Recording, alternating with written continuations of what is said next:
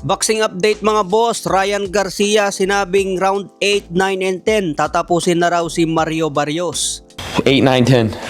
8, 9, 10. Yeah, feels good for a real fight. We're gonna get to it. And Barrios is one of those guys.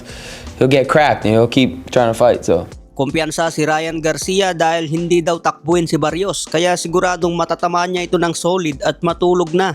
Ngayong February 21 ang laban mga boss at piyamado si Ryan Garcia, kaya masarap tumaya dito kay Mario Barrios. Samantala sinabi naman ni Conor Ben the Destroyer, pumusta siya kay Mario Barrios by knockout.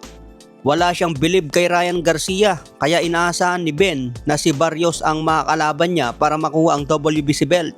Si Conor Ben kasi ang nakaabang kung sino ang manalo kay Ryan at Mario Barrios. Sa ibang banda ayon naman sa report ng boxing scene at kinumpirma mismo ng DAZN, pinagmulta ng WBC ng $5,000 o 289 pesos si Ryan Garcia dahil hindi nakapagbigay ng video evidence sa WBC na kinukunan ang tamang timbang niya 14 days bago ang weigh-in.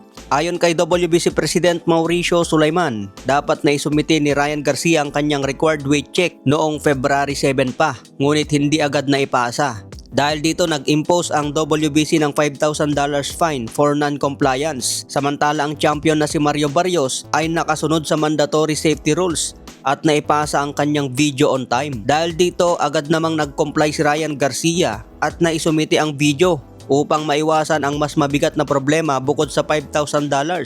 Sa kabila ng isyong ito, pareho namang pumasok under ng required limit ang dalawang boksingero 2 linggo bago ang laban. Si Ryan Garcia ay tumimbang ng 154.2 pounds habang si Barrios ay 153 pounds. Sa madaling sabi mga boss, magbabayad pa rin si Ryan Garcia ng $5,000 multa dahil na late na siya. Ang kagandaan nito, walang problema si Ryan Garcia sa timbang dahil nakapagpasa ng video.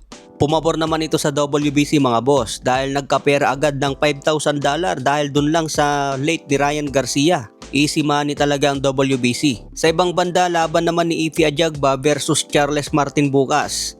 Abangan ang matinding bakbakan sa heavyweight division under ng Zuffa Boxing. Samantala naghahanda na talaga si Errol Spence para sa muling pagbabalik sa ring. Napabalitang si Tim Tszyu ang unang kalaban niya ngayong summer. Hindi ito easy fight para kay Spence dahil galing ito sa mahabang pahinga sa boxing. Huling laban niya natalo by knockout kontra Terence Crawford.